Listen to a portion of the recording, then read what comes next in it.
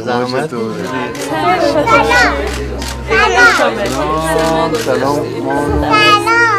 سلام خانم بیا ببینم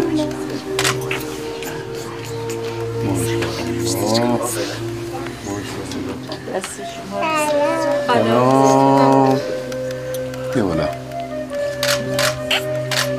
خیلی خوشم نمیشه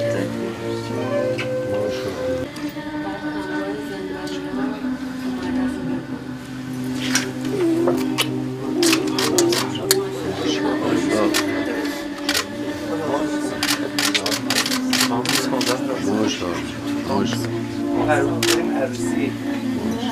متوجه شدیم که شما تکلیف میدید احساس کردیم شما تکلیف میدید یه عروسی رو کنسل کردیم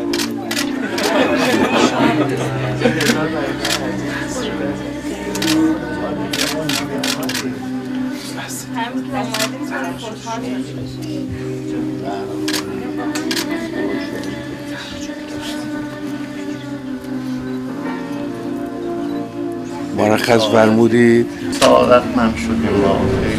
خیلی سایه شما رو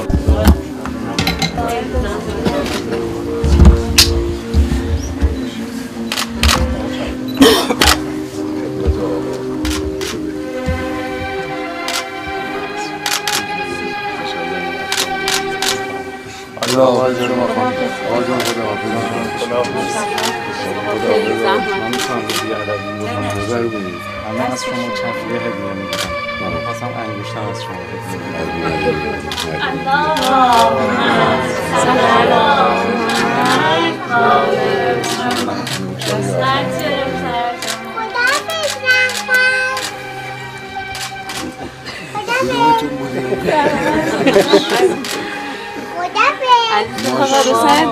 آقا اگه نازل کنی همه میان بوس بدنم ببخشید ما گرفتیمش از دست بوس زیادی دارن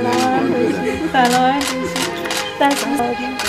افتخار بزرگی بود خدا حافظ شما خدا حافظ آقا مهدی است خدا نگهدار دستتون درد